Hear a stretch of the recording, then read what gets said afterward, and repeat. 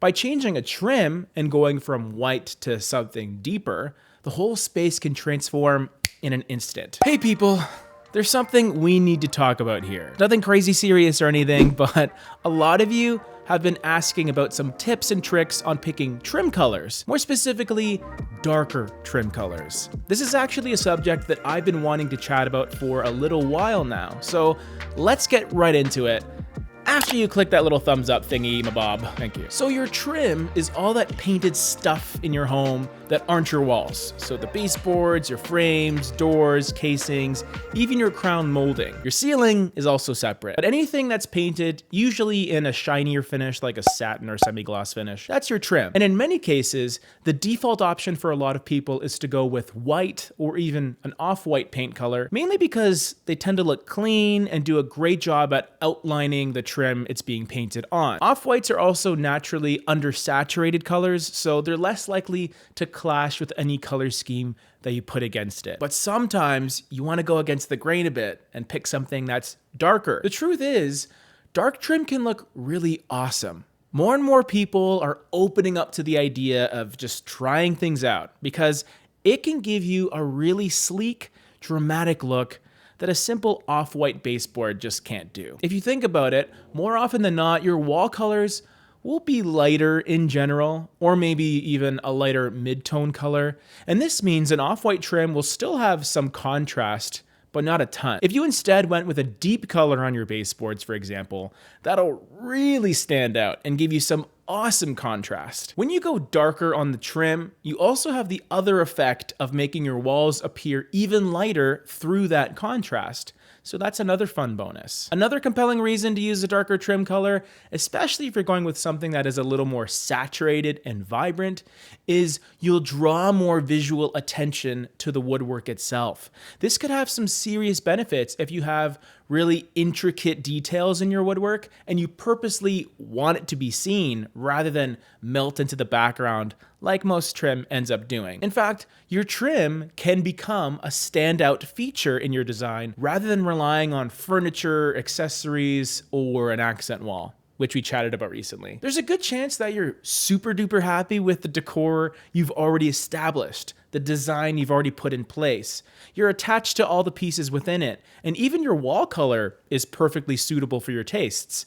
By changing a trim and going from white to something deeper, the whole space can transform in an instant. Maybe not an actual instant, but just about as long as it takes for someone to do all that brushwork. So before we get into how to find a good dark trim color for your space, just a few simple words of caution. First, you have to figure out where the trim is going because your trim traditionally continues throughout the space you're using it in, whether it's an open room or a floor or even a whole house. So unless you're okay with your dark trim continuing throughout your home, you might need to contain it within that one space that you're using it in. And usually you don't want your baseboards to all of a sudden just change from off-white to dark without any separation. So just be aware of the boundaries of where this dark trim may be going. Also be aware that it's usually way easier to go from light trim to dark than it is to go back from dark to light. 3 coats of brushwork can get a bit tedious, but don't let that discourage you. All right, so how do you go about picking a good dark trim color? Well, we definitely have some parallels between picking a wall color and picking a dark trim color, where you have to consider the aspects in your space first. Think about the color temperature of everything that's in the room. Does it lean warmer or cooler, generally speaking? Try and match that color temperature onto your trim if you can. Even better, try and get similar undertones happening. You could go into avant-garde territory and pick a complementary color and play with opposites a little bit, but that's a little more advanced and it can be a bit polarizing for certain people, so just be wary. A good way to pick a dark trim color is the same strategy I use for accent walls in certain cases, where you can just find your wall color, abalone for example, and then you go about 2 to 3 swatches down to brown horse. This will give your trim in your walls much more contrast, especially if you compare it to going 1 swatch down, which is going to be hardly noticeable. And that could be a good option for those of you that want a very subtle look to your trim, even though it's technically darker. A very casual rule of thumb I like to utilize in this specific case is a 30 LRV difference between your wall color and your dark trim color. If you don't know, LRV is a 0 to 100 scale or percentage of light reflectance value.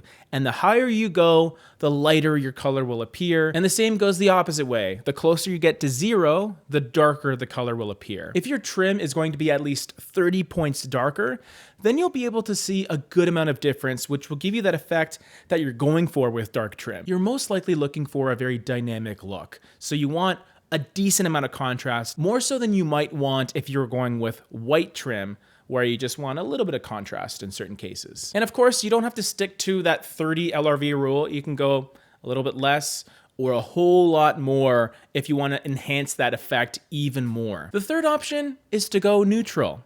Similar to picking white or off-white, you can find colors that don't really have strong undertones one way or the other. You don't necessarily need to even worry about undertones if you're just going for a color like black, for example. Specifically, something like Black Beauty seems to do quite well in my experience.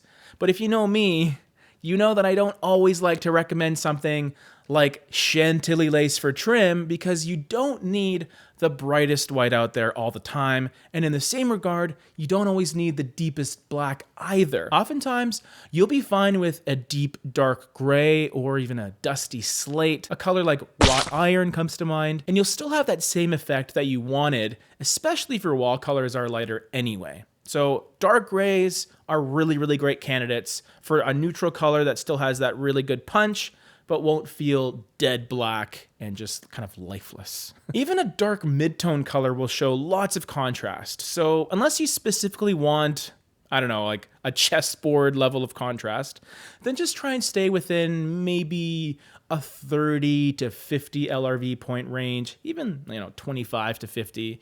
That seems right to me.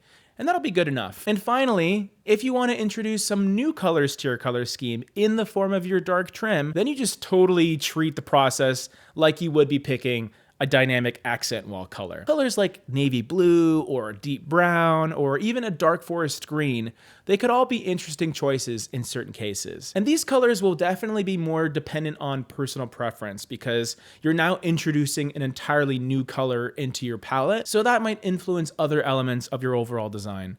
But it also sounds kind of fun, so maybe try experimenting with it. It's definitely worth considering if you want something that's truly unique to you. If dark trim colors sound a bit spooky, then we got a light trim color video here as well, which is my go-to guide on picking the right color, because most people often just go with an off-white. But you're not most people, are you? It's okay if you are.